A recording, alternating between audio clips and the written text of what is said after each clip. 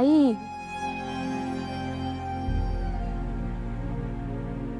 मीरा, जेव्हा मी त्या काळोखात अडकून पडले होते ना, मला तुझी, वेदाची, अथर्वची खूप आठवण यायची अगं. मला वाटलंच नव्हतं मी परत माझ्या वेदाला कधी बघू शकेन. आपण आता अडकून पडलो इथे, इथून सुटका नाही असं वाटत होतं मला.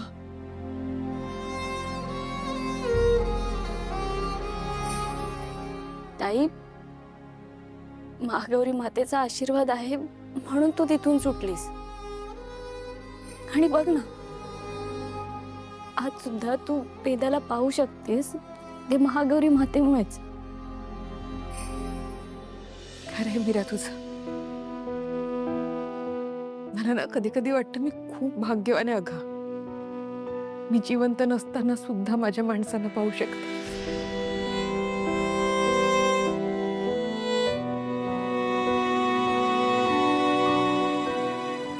ताई, मला एक गोष्ट कळत नाहीये. तुझं तर श्राद्ध झालं होतं ना, आणि असं म्हणतात की श्राद्ध झाल्यानंतर आत्म्याला मुक्ती मिळते. मग तू त्या कुपीमध्ये कशी काय अडकलीस ताई?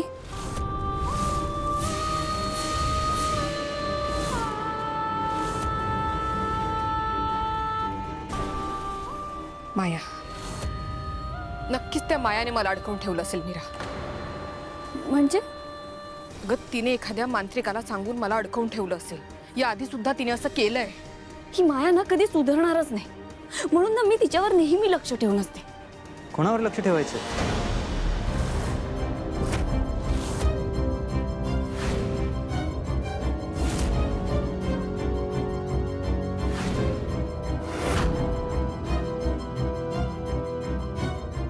कोणाशी बोलतीयस तू मीरा?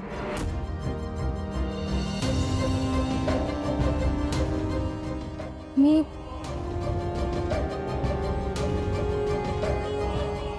मी ते वेदाशी. यू मीन झोपलेल्या वेदाशी? हो,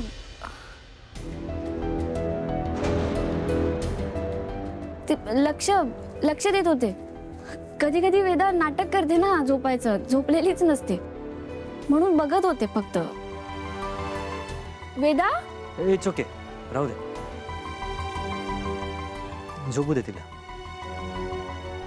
हा, थोड्या वेळ झोपू देत तिला.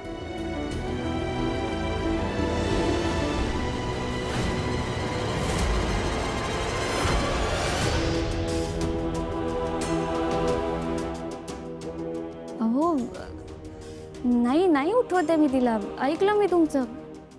असं का बघताय? वेगळ्या कारणासाठी बघतोय तुझ्याकडे.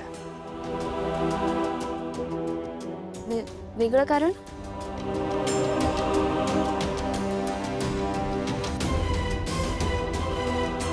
मागच्या वेळेस तुम्हाला सांगितलं होतंस की माया तुझी बहीण नाही आहे, आणि हे तू प्रूव्ह करणार आहेस. आणि आता सगळ्यांसमोर तू तिला मनापासून बहीण म्हणून एक्सेप्ट केलंयस. म्हणजे एका रात्री तसं काय घडलंय ज्याने तुझं मन बदललंय?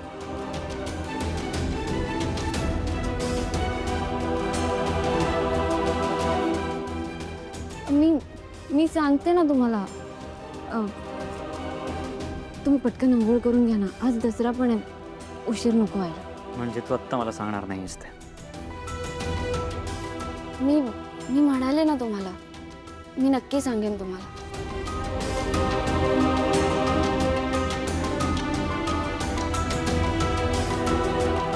ठीक आहे.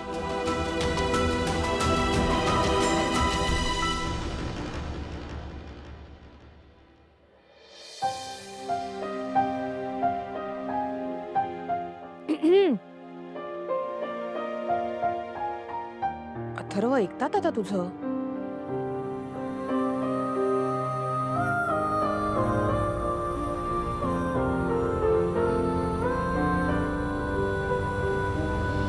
मॅडम प्लीज प्लीज अहो माझं ऐकून घ्या ना प्लीज, माझ्यावर विश्वास ठेवा. मी खरं सांगते, मी त्या मीराला 1 सेकंड सुद्धा माझ्या नजरेआड होऊ दिलं नव्हतं. मला माहित नाही ती कशी घराबाहेर गेली. कदाचित त्या आजीने मीराचं रूप घेतलं. मॅडम ब्लॅक मॅजिक, मी तुम्हाला सांगते ब्लॅक मॅजिक. आणि त्यानंतर तुम्ही पण नव्हता, तुम्ही पण रूम मध्ये गेलात. त्यानंतर तुम्ही खाली झाला नाहीत. हा मॅडम बोला ना, तुम्ही कुठे होतात? तुम्ही कुठे होतात? माया, त्या मीराने सगळा घोळ घातलाय. सगळ्या गोष्टी आपल्या बाजूने फिरवून घेतल्यात तिने. हे फिरवून घेतलं म्हणजे हे कसं शक्य आहे? तुम्ही म्हटलेलात ना की हा आपला शेवटचा घाव आहे. मग आपण जिंकणार. मग हे झालं कसं? बोला ना, बोला. माया, त्या मीराला कळलंय की तू नाही, अंबिका तिची बहीण आहे. व्हॉट? तुला आठवतंय तुम्हाला म्हणाली होतीस की मॅडम मला कसले तरी भास होतात. हा असं वाटतं की कोणीतरी मला येऊन त्रास देत आहे. तुला माहिती ते कोण होतं? ती अंबिका होती. अंबिकाचा आत्मा होता तो, जो या घरात वावरतोय. माया, ती मीरा आणि ती अंबिका मिळून इतके दिवस आपले डाव उधळून लावत होते. त्या अंबिकाचं श्राद्ध घालून तिचा आत्मा मी त्या कुपीत बंद केलं, पण त्या मीराने तिला पुन्हा सोडवलं. आणि आता ती अंबिका या घरात वावरते. काय? नाही माया, माया, ती आपल्याला शांतपणे जगू देणार नाहीये. आणि तुला तर ती अजिबात सोडणार नाही, अजिबात सोडणार नाहीये. नाही नाही नाही नाही. अंबिकाचा आत्मा या घरात मिळते. तिचा भूत. नाही नाही नाही, मला इथं राहायचं नाहीये. मला इथं राहायचं नाहीये. कळलं? सोडा. गप्पास पडलं ना, जीव घे तुझा मी. बाबा वाचवा वाचवा. प्लीज अथर्व, मीरा मीरा अथर्व मीरा.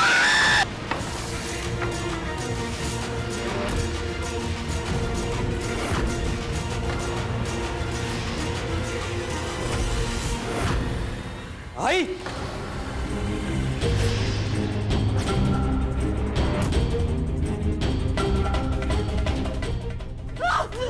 वाचवा वाचवा मला, वाचवा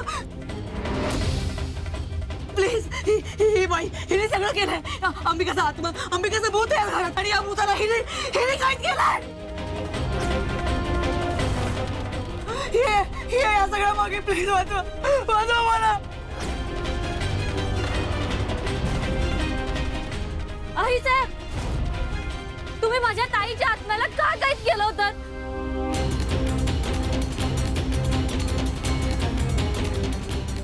कशासाठी?